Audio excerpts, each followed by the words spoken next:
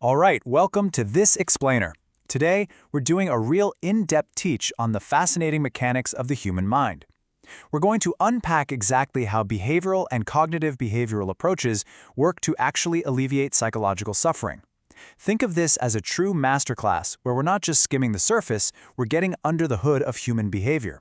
We're going to explore how we learn, how we perceive, and most importantly, how we can change. So let's dive right in. To make sure this is a comprehensive deep dive, here's our roadmap. We'll cover 1. Defining the core approaches. 2. The pioneers of behaviorism. 3. The cognitive revolution. 4. Interventions and clinical techniques. 5. Ethics, limits, and culture. And finally 6. A real-world case study on a guy named Garrett. Section 1. Defining the core approaches. Let's lay down our intellectual scaffolding and figure out what these terms actually mean in practice. So a core assumption of behavior therapy is that it's heavily grounded in determinism, this idea that all events have knowable causes, and empiricism, meaning we strictly focus on what we can observe and measure. Behavior therapy really prioritizes your present-day functioning, way more than your childhood history. The whole idea here is that if a problem behavior was learned through your environment, that faulty learning can absolutely be reversed by rigorously applying scientific principles.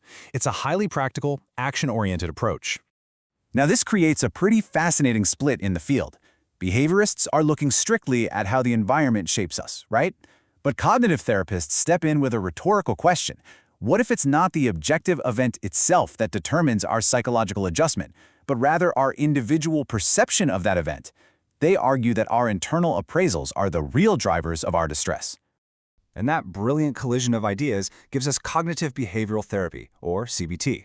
By seamlessly smashing these two schools of thought together, CBT provides an incredibly versatile, research-backed framework. It targets the whole picture, helping you alter your dysfunctional beliefs while simultaneously changing your physical behaviors. It's literally the most evidence-based approach we have for a majority of adult and youth mental health conditions. Section 2. The pioneers of behaviorism. So how did we actually get here? Let's look at the architects behind these ideas. If you look at this timeline, there's a very clear chronological evolution. Back between the 1930s and 50s, behavior therapy was essentially a rebellion. It was established as a direct pushback against psychoanalysis and the prevailing medical disease model, which critics felt completely lacked empirical evidence. Fast forward to the 1970s and 80s, and we hit the cognitive revolution, a period where cognitive restructuring really hit the mainstream, as we realized humans are influenced by way more than just their external environment. Check out the heavy hitters of early behaviorism. First up, the Russian physiologist Ivan Pavlov, who pioneered classical conditioning, proving you can pair a neutral stimulus to eventually get a reflex response. Think of his famous ringing bell. Then there's John B. Watson, the founder of U.S. behaviorism.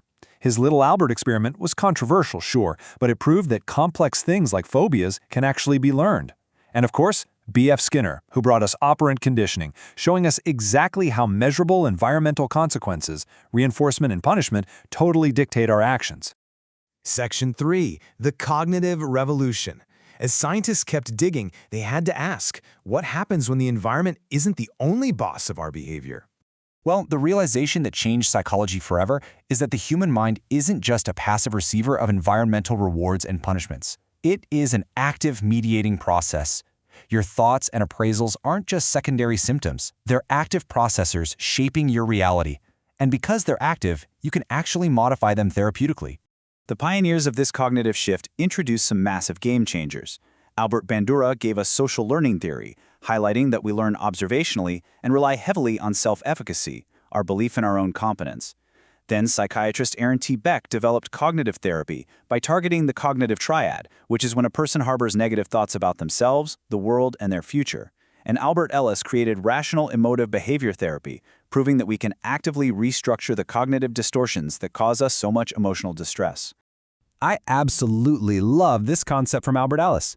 He focused heavily on using a logical, empirical method to dispute what he called irrational, perfectionistic shoulds, oughts, and musts. Think about that for a second. How many rigid shoulds and musts are currently dictating your own happiness and creating completely unnecessary distress in your daily life? Section 4. Interventions and clinical techniques. Theory is great and all, but how do we take all this brilliant insight and actually apply it in a clinical setting? What you need to know about CBT techniques is that you have to put in the work. They require serious engagement.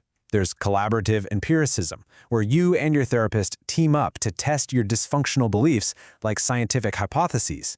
There's Socratic questioning to encourage self-directed learning. And honestly, perhaps the most important part? Homework. It's vital because you have to actively practice new skills in the real world between sessions. And for specific issues, there are targeted tools, like exposure with response prevention, or ERP, which is the absolute gold standard for treating OCD. These interventions are incredibly structured. Take systematic desensitization for phobias, for example. Step 1, you create a hierarchy of your fears. Step 2, you master muscle relaxation. Step 3, you progressively face those fears while actively using relaxation to literally inhibit your anxiety. It takes an abstract clinical idea and turns it into a clear, concrete, step-by-step procedure to conquer fear. Now, why does this highly structured approach matter? Because it makes CBT incredibly efficient. We're talking typically just 8 to 30 short-term sessions to see real results. It's cost-effective, totally focused on the problem at hand, and a highly accessible form of treatment. Section 5. Ethics, Limits, and Culture. Look, no scientific model is perfect, right? We have to objectively examine the boundaries here. It's crucial to acknowledge the limits. Early critics argued that behaviorism just slapped a Band-Aid on surface-level symptoms and ignored deeper root causes. Plus, pure behaviorists completely shunned mental concepts because they struggled to reliably measure internal states. Ethically, psychologists must strictly operate within the boundaries of their training. And culturally, practitioners have to be super aware of acculturation. Traditionally oriented clients might find the core CBT idea that thoughts directly cause emotions really difficult to accept based on their own cultural worldview. Cultural adaptation is absolutely vital here. In the West, therapy is often highly individualistic, focusing solely on the individual's internal schemas. But that rigid, one-size-fits-all approach simply does not work for diverse global populations. For clients from collectivistic cultures, like many Asian American communities, treatments often need to be adapted to include the family or the broader community unit to actually be effective and culturally competent. Section 6. Case Study, Garrett. Let's ground all this theory in reality and synthesize this in-depth teach with a real-world case study. Garrett is a musician, and his story brings it all together. The precipitating event? He loses a major music contract. This single event triggers a rigid, long-standing core belief: I'm a loser. He spirals into depression and withdrawal. But using CBT, his therapist uses behavioral activation to systematically decrease the hours he spends isolated watching TV. At the same time, they use thought monitoring to help Garrett actively catch, challenge, and replace those negative beliefs with more realistic, benign attributions. Garrett's recovery perfectly demonstrates our main takeaway today. By targeting the complex interaction between your environment, your behavior, and your cognition, cognitive behavioral therapy provides a scientifically grounded, problem-focused pathway to genuinely transforming a person's life.